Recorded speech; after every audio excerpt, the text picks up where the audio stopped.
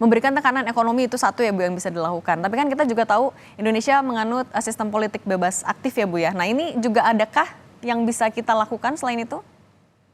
Kita menganut sistem politik bebas aktif dalam kerangka Undang-Undang Dasar 45. Ya, jadi bukan bebas aktif bebas begitu saja tidak, tapi kita ada dalam landasan nilai-nilai yang ditetapkan oleh Undang-Undang Dasar 45 dan satu hal yang paling penting adalah kita menolak penjajahan.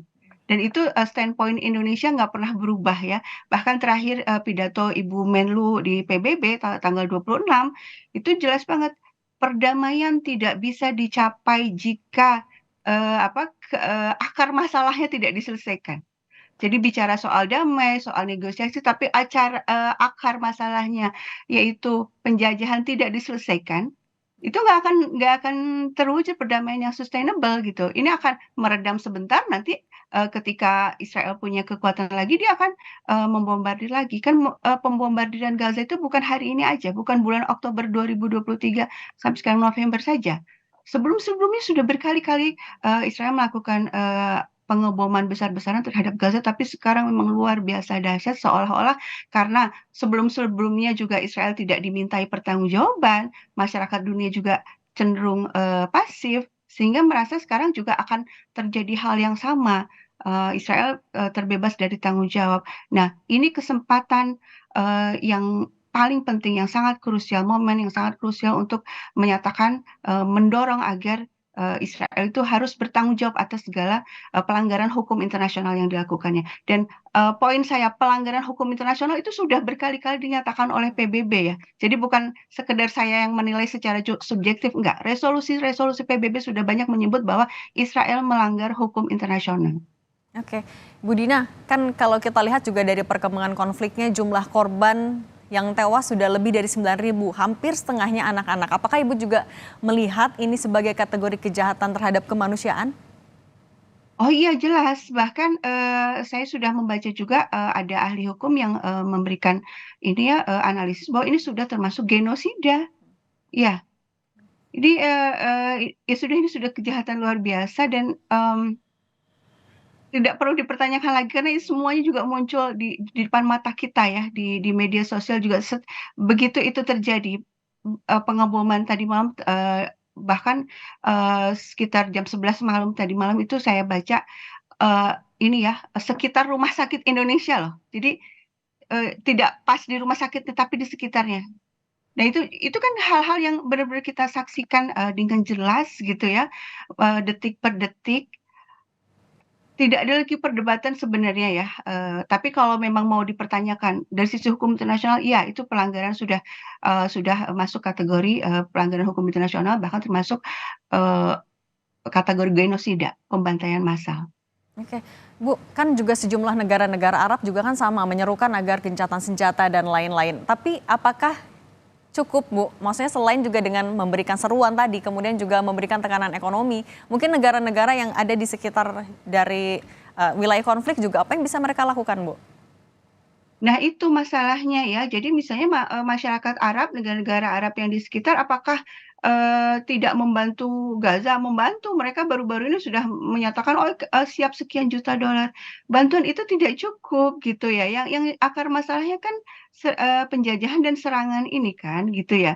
Jadi seruan-seruan tidak cukup, Menteri Luar Negeri Amerika Serikat kurang apa, sudah 3 kali bolak-balik kan ke Israel, tapi kan Israel juga tetap berkeras untuk melanjutkan serangannya. Jadi yang menurut saya yang paling efektif untuk dilakukan sekarang ini adalah negara-negara Arab di sekitar, termasuk juga Turki, yang masih menyuplai bahan bakar kepada Israel itu hentikan. Hanya dengan itu aja tuh saya pikir selesai ya. Karena kenapa? Karena tanpa bahan bakar nggak bisa perang berlanjut kan gitu. Ya, jadi memang perlu tindakan yang lebih besar lagi dampaknya. Kalau hanya menyeru, kemudian memberikan bantuan tentu tetap perlu ya, bantuan makanan dan lain-lain itu tetap perlu. Tapi akarnya kan ini ya, penjajahan dan serangan yang terus-menerus ini kan ini yang harus dihentikan. Dengan cara apa menghentikannya? PBB sudah melakukan seruan-seruan tidak didengar. Sekjen PBB tidak didengar gitu kan. Negara-negara Arab di sekitar tidak didengar. Ya berarti harus ada langkah yang lebih implementatif lagi kan, yang lebih berdampak lagi. Dan itu adalah menghentikan hubungan ekonomi dengan Israel. Oke, Ibu, kan kita juga tahu ada negara-negara besar yang menyuplai atau memberikan bantuan untuk Israel juga. Tapi kalau kita melihat bagaimana perkembangan konflik sampai hari ini, apakah memungkinkan bisa meluas juga Bu konflik antara Palestina Israel di Gaza? Ya, yang terjadi adalah saat ini kapal perang Amerika sudah masuk ke ini ya, ke perairan Mediterania. Terus pasukan Amerika sudah masuk dalam serangan darat di Gaza, gitu ya. Ketika Biden datang ke Israel waktu itu juga bocor ya foto mereka sendiri, White House sendiri yang memposting foto Biden bersalaman dengan Delta Force di Tel Aviv dan kemudian fotonya dihapus, tapi itu menunjukkan pasukan Amerika Serikat sudah ada di sana gitu ya. Eee dan kemudian yang terjadi adalah eee, kelompok-kelompok mukawamah atau resistensi. Jadi ini ya, pihak-pihak yang melakukan perlawanan terhadap Israel di Timur Tengah itu sebenarnya bukan hanya Palestina, tapi tergabung dalam yang disebut kubu mukawamah atau front resistensi. Nah, itu apa saja? Pertama Yaman. Yaman sudah menyatakan akan membantu Palestina dan kemudian betul-betul melemparkan rudal ke arah Israel gitu. Tapi kemudian ditahan oleh ini ya, ada yang dicegat ya oleh kapal perang Amerika, kemudian juga oleh Saudi juga. Dan kemudian di Irak itu juga ada milisi-milisi resisten yang kemudian sudah melakukan serangan-serangan kepada pangkalan-pangkalan militer Amerika Serikat di Irak. Ya, kemudian di Suriah juga sudah ada serangan ke arah Golan. Kita tahu Golan kan diduduki oleh Israel.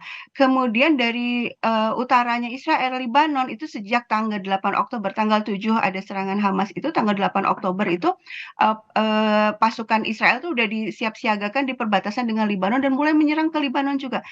Hizbullah juga melakukan serangan balasan. Jadi perang ini sudah regional sebenarnya gitu ya.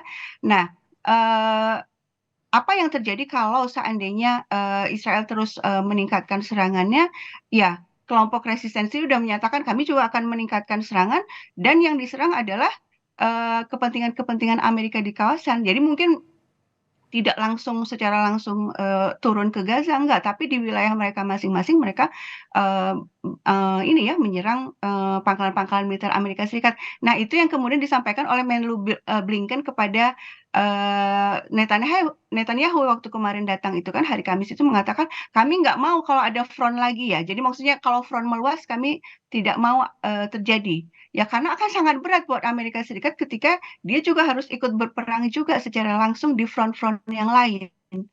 Nah ini sebenarnya salah satu titik yang memberi harapan ya, semoga seiring dengan tekanan masyarakat sipil di Amerika Serikat bahkan di Freedom Plaza ya kemarin di Washington DC itu luar biasa besar demo menuntut pemerintah Amerika Serikat menghentikan dukungan kepada Israel. Nah Amerika Serikat sebagai negara demokrasi itu kan determinan kebijakan luar negerinya adalah di antaranya yang penting adalah opini publik ya. Dengan cara seperti ini mudah-mudahan Amerika Serikat mengubah kebijakan luar negerinya dan berhenti menyuplai dana dan senjata kepada Israel. Baik.